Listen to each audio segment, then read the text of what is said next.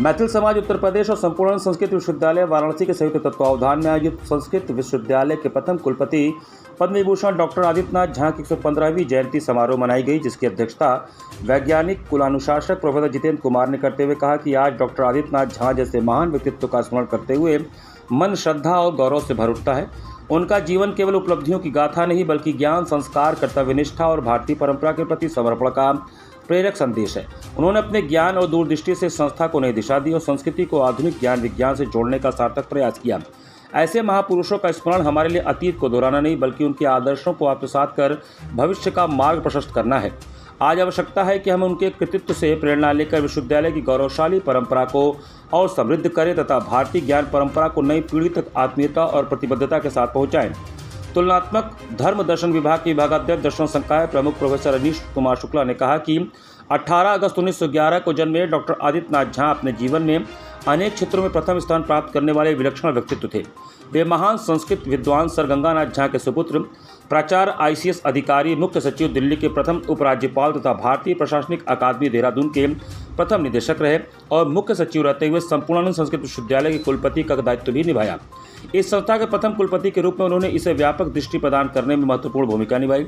संस्कृत के पंडितों को आधुनिक ज्ञान से जोड़ने के लिए अंग्रेजी विषय को भी महत्व दिया तथा भारतीय ज्ञान परंपरा को समकालीन आवश्यकताओं के अनुरूप आगे बढ़ाने का प्रयास किया। पिता से कुलपति का दायित्व ग्रहण करना उनके लिए केवल पदभार नहीं बल्कि पितृ ऋण चुकाने जैसा भाव था। उनके बहुआयामी लेखन विद्वता, प्रशासनिक कुशलता और दूरदृष्टि ने विश्वविद्यालय की नींव को सुदृढ़ किया। 18 जनवरी 1972 को उनका निधन हुआ, लेकिन उनका व्यक्तित्व और कृतित्व आज भी विश्वविद्यालय के लिए गौरव और प्रेरणा का स्रोत है। विशिष्ट अतिथि प्रोफेसर हरिप्रसाद अधिकारी ने बतौर वक्ता कहा कि विश्वविद्यालय की समृद्ध परंपरा को अपने ज्ञान, व्यक्तित्व और कृतित्व से गौरवान्वित करने वाले आचार्यों का स्मरण आवश्यक है। विशेषकर आदित्यनाथ झा जैसे विशिष्ट कुलपतियों की जन्म जयंती मनाकर हम उनके योगदान और प्रेरणादायी व्यक्तित्व को नई पीढ़ी तक पहुंचा सकते हैं। सरस्वत अतिथि प्रोफेसर सुधाकर मिश्र ने कहा कि आचार्यों की विशिष्टताओं को रेखांकित करते हुए उन्होंने कहा कि विश्वविद्यालय के वे विशिष्ट आचार्य जिन्होंने कुलपति के रूप में अपनी अमिट छाप छोड़ी है, उनकी जन्म जयंती अवश्य मनाई जानी चाहिए।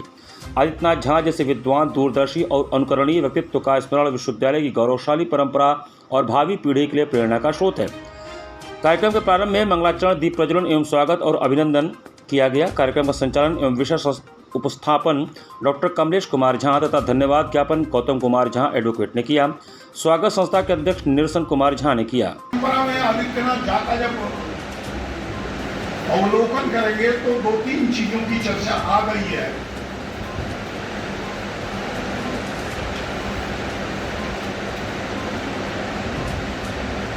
एक तो विश्वविद्यालय के प्रथम कुलपति हैं, संस्थापक कुलपति भी हम कह सकते हैं,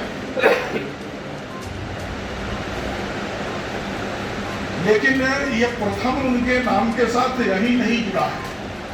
ICS की परीक्षा में प्रथम स्थान, इंडियन पॉलिटिकल सर्विसेज में प्रथम स्थान, ऑक्सफोर्ड यूनिवर्सिटी में प्रथम स्थान,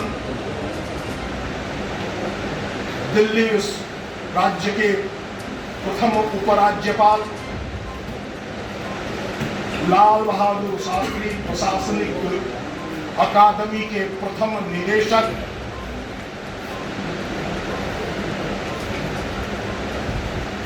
शिक्षा जीवन में कहीं भी द्वितीय स्थान नहीं रहा और द्वितीय स्थान न होने के पीछे का कारण उस महान परंपरा को ही जाता था जिस परंपरा की वृद्धि आदित्यनाथ झा ने अपने जीवन में निरंतर की थी।